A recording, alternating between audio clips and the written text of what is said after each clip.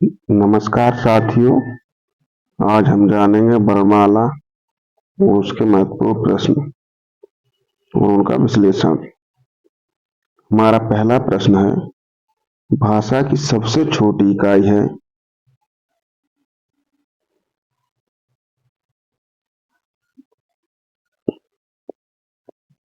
उत्तर है, पहला है शब्द, दूसरा मात्रा, तीसरा वर्ण, चौथा कोई नहीं। हम जानेंगे शब्द।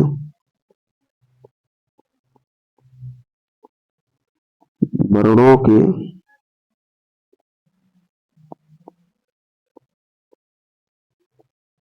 सार्थक रूप को शब्द कहते हैं। मात्रा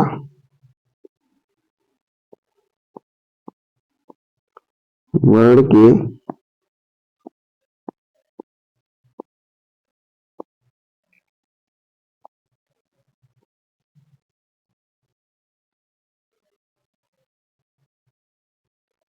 उच्चारण में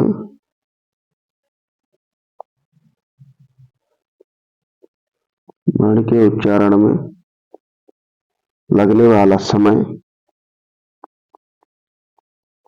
मात्रा कहलाती है। भाषा की सबसे छोटी इकाई उत्तर है इसका वर्ण। हमारा दूसरा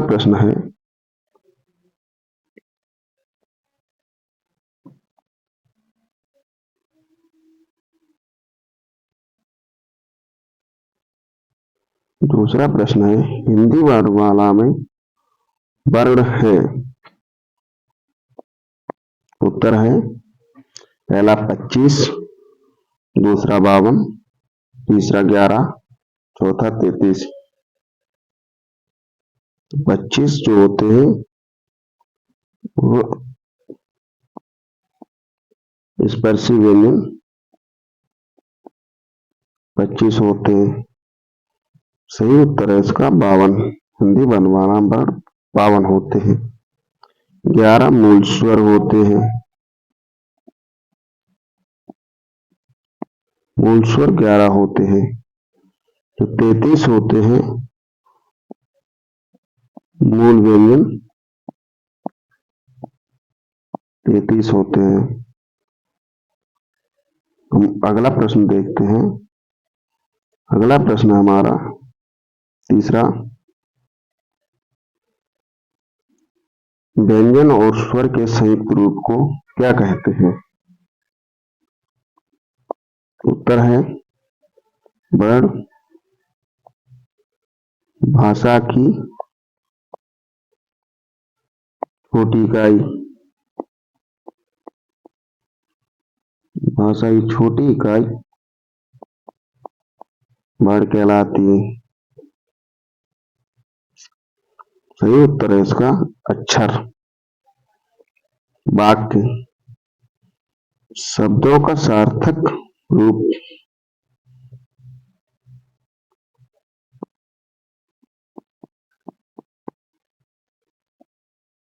शब्दों का सार्थक रूप या क्रम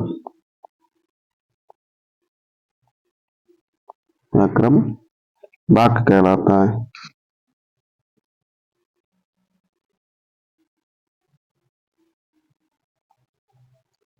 उत्तर है 4, 3, 2, 1। तो जो 3 होते हैं वो स्वर होते हैं। स्वर के प्रकार 3 हैं। ह्रस्व, दीर्घ, लुप्त।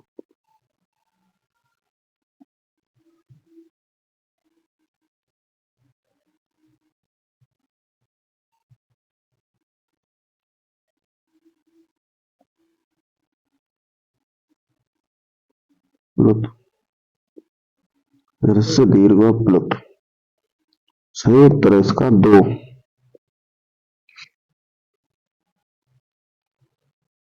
अगला प्रश्न है, भाषा की सार्थक लघुत्तम इकाई किसे माना जाता है?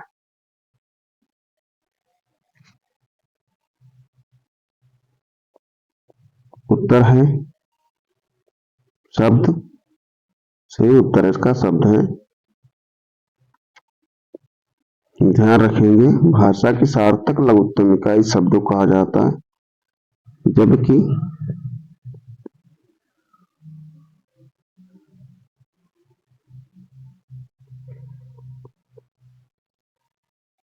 भाषा की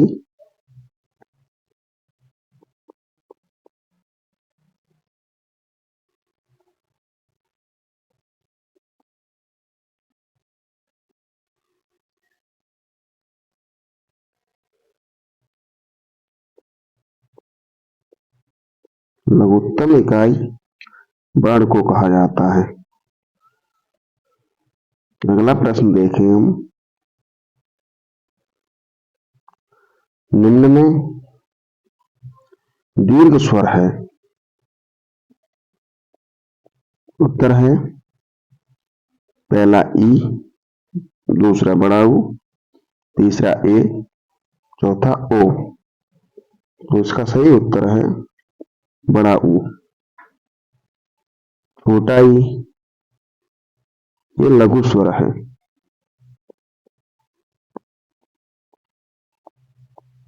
लघु स्वर है। लघु स्वर होते हैं आ, ई, ई, ऊ और ई। ये लघु स्वर होते हैं। दीर्घ स्वर बड़ा, बड़ी ई और बड़ा ऊ, ये दीर्घ स्वर होते हैं। जबकि ए और ओ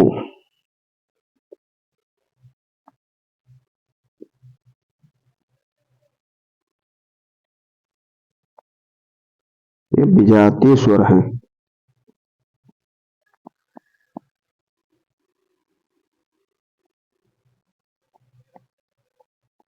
विजातीय स्वर हैं, इसलिए इन्हें दीर्घ स्वर नहीं माना जाता। अगला प्रश्न है,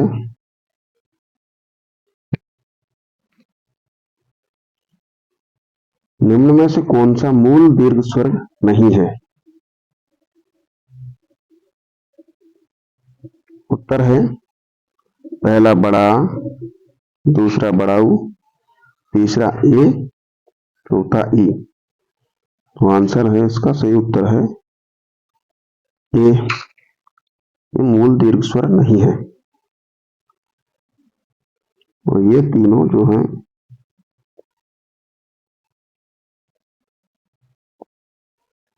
मूल दीर्घ स्वर हैं।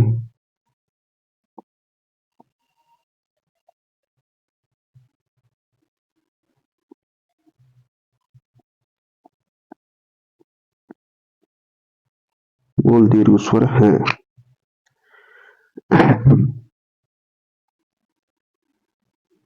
अगला प्रश्न है,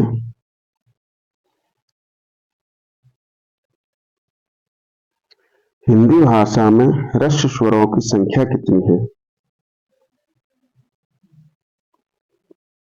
उत्तर है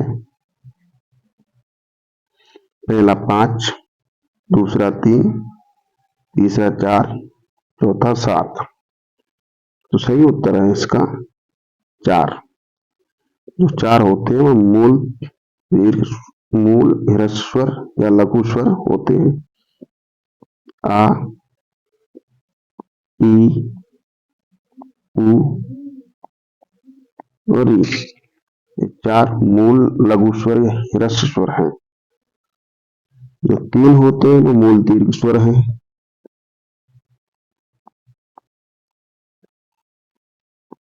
आ, ई और ऊ।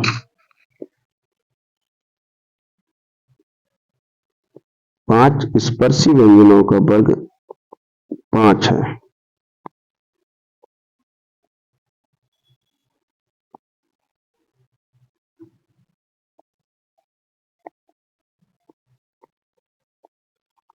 व्यंजनों का वर्ग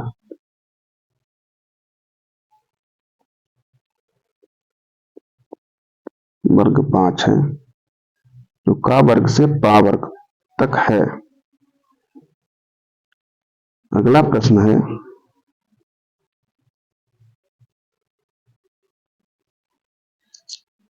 किस स्वर के उच्चारण में दीर्घ स्वर से भी अधिक समय लगता है? उत्तर है लघु, अनुस्वार, अनुनासिक या प्लुप्त। तो सही उत्तर है इसका लघु। सही उत्तर है प्लुप्त। प्लुप्त स्वर जैसे कि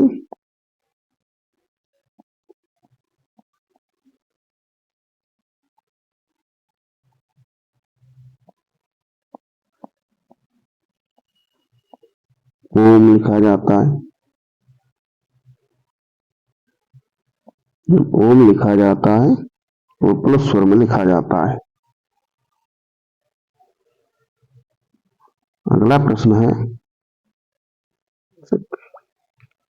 हिंदी स्वरों का वर्गीकरण जब जीभ के भाग के आधार पर किया जाता है, निम्नलिखित में से कौन सा भेद इसके अंतर्गत नहीं आएगा?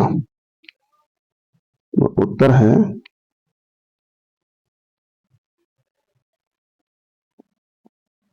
अग्रस्वर, मध्य स्वर, पश्च स्वर। चौथा है समृद्ध स्वर। तो सही उत्तर है समृद्ध स्वर। अग्रस्वर, छोटी,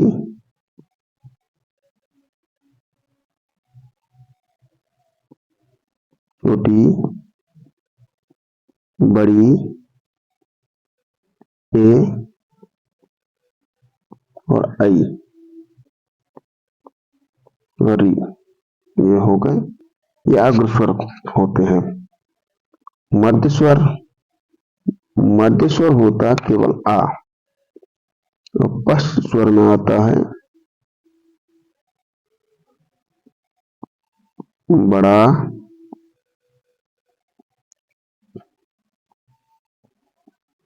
छोटा ऊ, बड़ा ऊ, ओ और औ। ये पश्च स्वर में आते हैं। अगला प्रश्न है हमारा,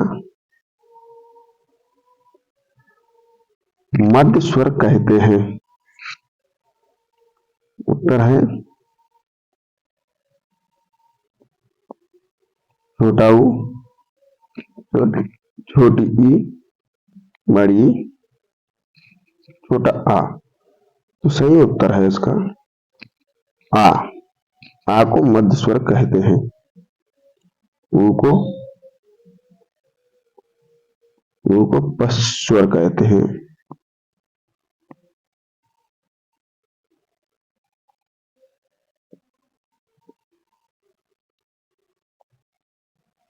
और बड़ी ई को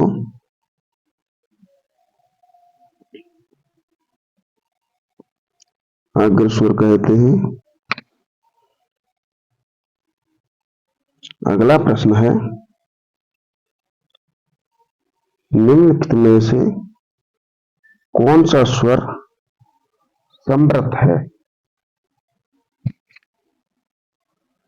उत्तर है आ, दूसरा औ, तीसरा ई, चौथा आई। सही उत्तर है ई।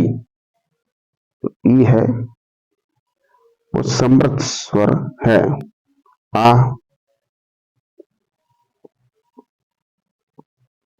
आ विवृत स्वर है।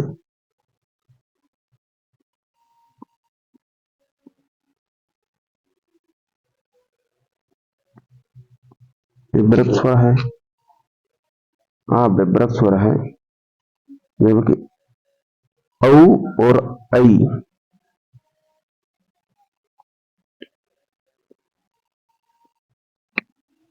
ये अर्धविभ्रत स्वर हैं।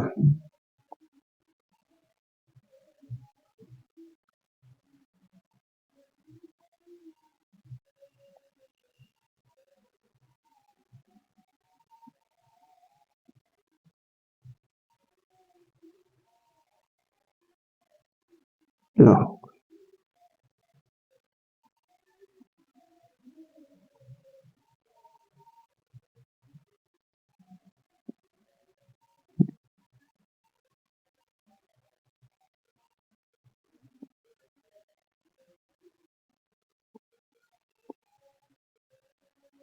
क्या हो गया? हम्म?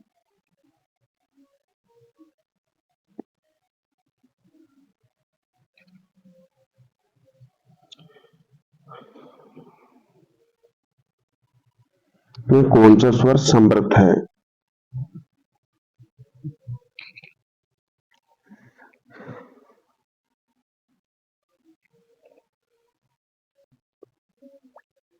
निम्नलिखित में से कौन सा स्वर समृद्ध है?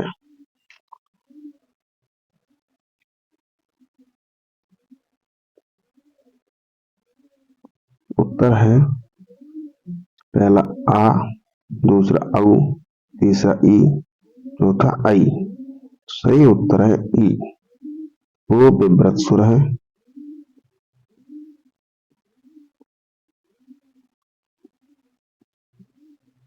वो विभ्रत स्वर है। औ और आई ये अर्धविभ्रत स्वर है।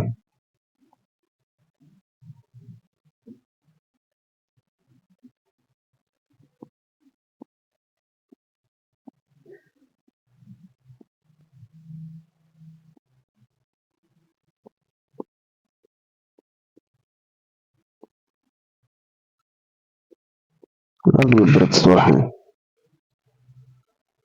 अगला प्रश्न है स्वर ध्वनि के प्रकार हैं।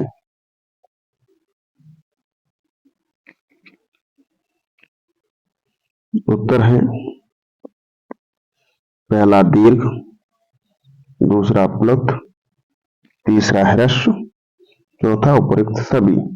तो सही उत्तर है उपयुक्त सभी। जो दीर्घ स्वर होते हैं आ, ई और बड़ा ऊ, ये दीर्घ स्वर होते हैं।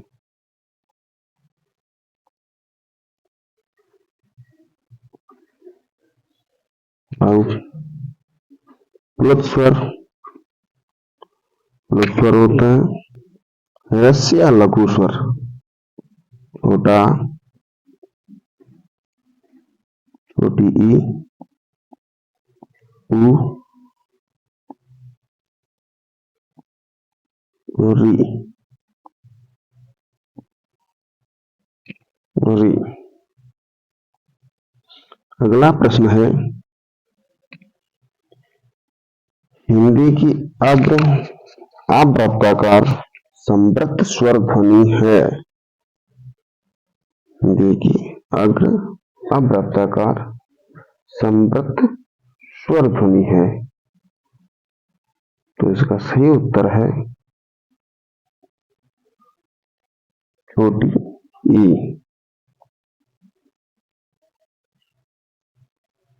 उत्तर है छोटी ई।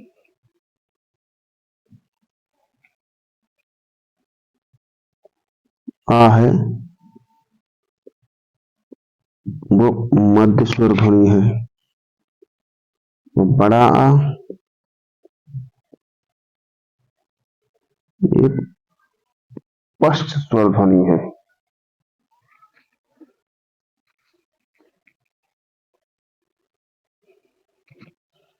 आई आई है अग्र स्वर ध्वनि तो है, अव्रताकार भी है, पर ये अर्ध समृद्ध ध्वनि है, समृद्ध नहीं है।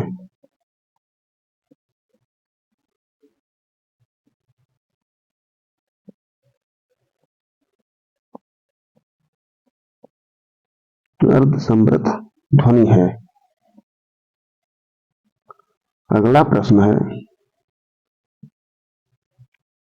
ओ औ। ओ औ किस प्रकार के वर्ण हैं या स्वर हैं? तो उत्तर है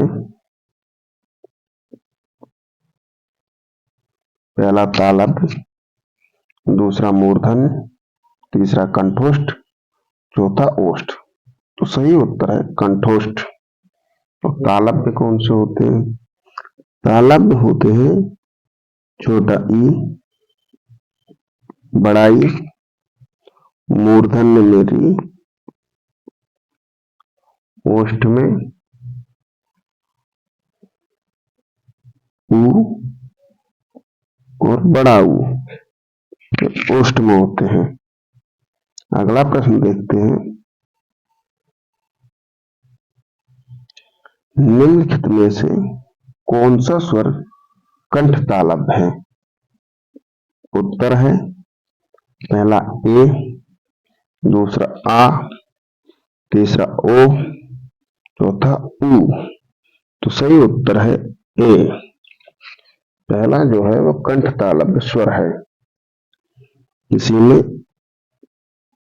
ऐ को रख सकते हैं, ऐ भी कंठ तालव्य होते हैं।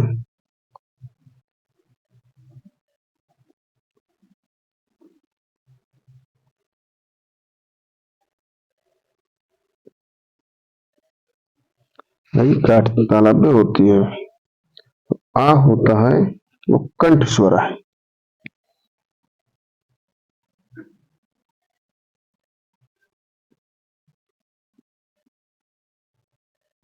कंठ स्वर है, इसमें छोटा आ होता है। छोटा वो कंठोष्ठ है और ऊ ओष्ठ है।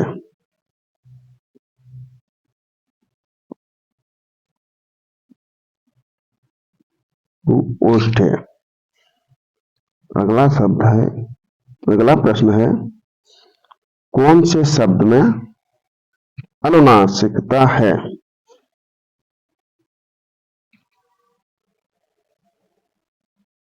तो उत्तर है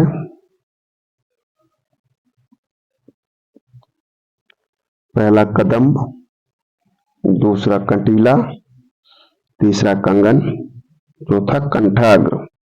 तो सही उत्तर है कटीला। कटीला में अनुनासिकता है। जो अनुनासिक शब्द की पहचान होती है उसमें चंद्रबिंदी होती है, अनुनासिक होता है। जबकि इन तीनों में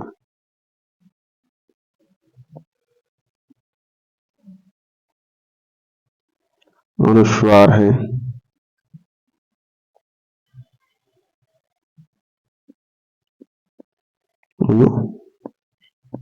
अनुस्वार, अनुस्वार अंग, अंग अनुस्वार है। अगला प्रश्न है, जिनकी ध्वनि केवल मुख से निकलती है?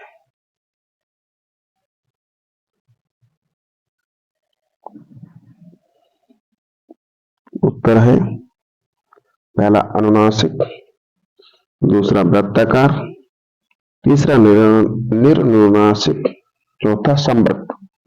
तो सही उत्तर है निर्नुनासिक। अनुनासिक, अनुनासिक यानी कि चंद्रबिंदी, चंद्रबिंदी। वृत्ताकार,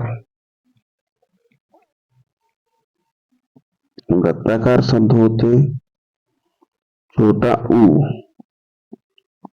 बड़ा ऊ, बड़ा ऊ, ओ और औ। चार जो स्वर होते हैं वो वृत्ताकार होते हैं। समृद्ध स्वर, समृद्ध स्वर छोटी ई, बड़ी ऊ और बड़ा ऊ और री, ये समृद्ध स्वर होते हैं।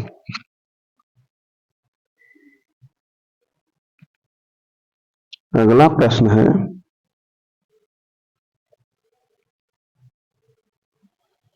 निम्नलिखित में से कौन सी कंठ ध्वनियां हैं?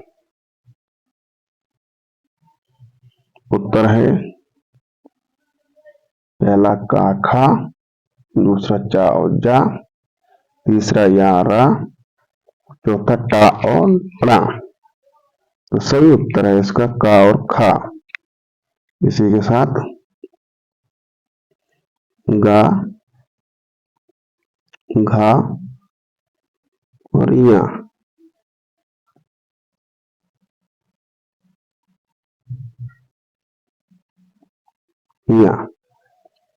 ये कंठ ध्वनियां हैं। चा और जा ये तालव्य ध्वनियां हैं। तालव्य। या और रा ये अंतस्थ व्यंजन है। टाड़ा ये मूर्धन्य है।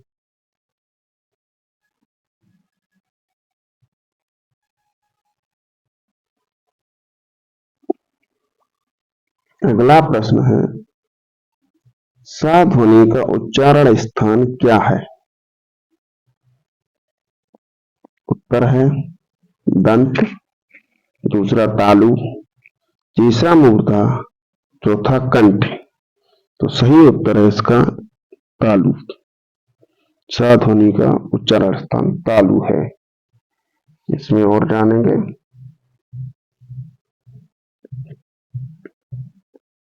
ये सा दंत ध्वनि है, जबकि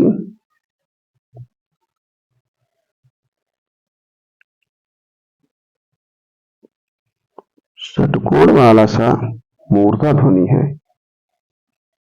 वो जो हा होता है वो कंठ ध्वनि है। ये चारों ऊष्म व्यंजन कहलाते हैं। अगला प्रश्न है,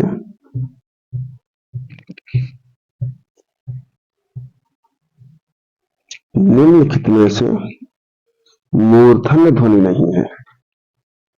टा, ठा, डा, औड़ा। तो सही उत्तर है चौथा। ये तीनों मूर्धन्य ध्वनियां हैं। घा, अड़ा, ये 5 मूर्धन्य ध्वनियों में गिने जाते हैं। मूर्धन्य व्यंजन है। अगला प्रश्न है,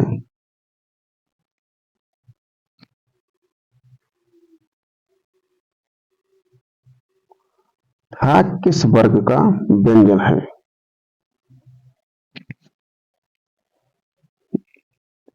उत्तर है ओष्ठ, दूसरा तालव्य, तीसरा दंत, चौथा ऊष्म। तो सही उत्तर है था दंत वर्ग में गिना जाता है। तो ओष्ठ में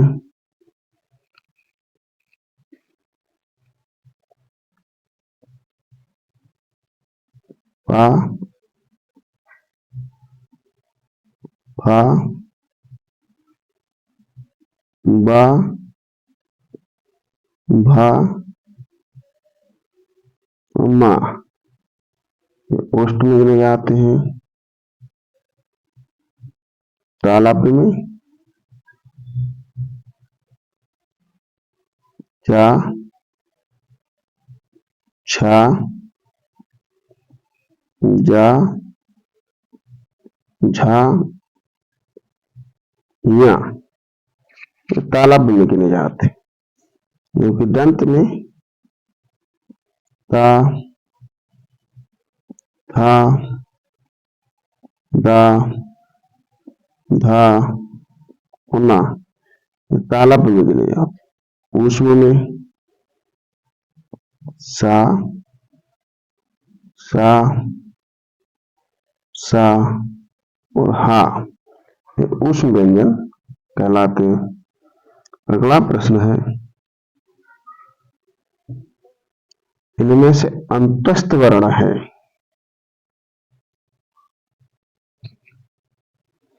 सही उत्तर है का, खा, शाहा, या और रा, चा और छा। तो सही उत्तर है या और रा, ला और वा।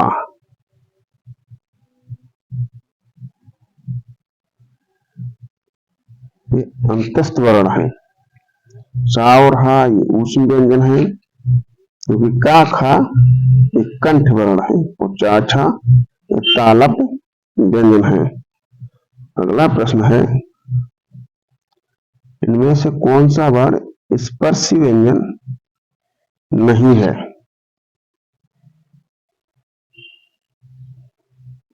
उत्तर है पहला का, दूसरा टा, तीसरा ता, चौथा रा। तो सही उत्तर है रा। रा स्पर्शी व्यंजन नहीं है, ये अंतस्थ व्यंजन के अंतर्गत आते हैं। स्पर्शी व्यंजन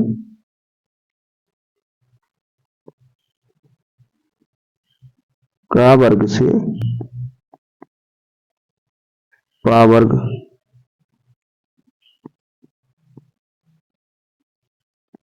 तक स्पर्श व्यंजन को रखा गया। अगला प्रश्न है, इनमें से कौन सा व्यंजन ऊष्म है।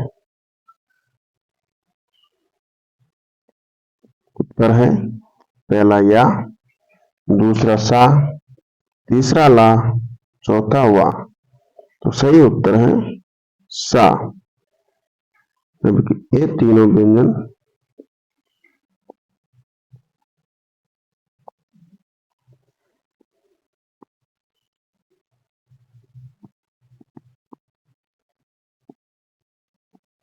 अंतस्थ वर्ण कहलाते हैं।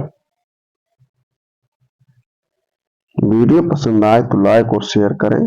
धन्यवाद।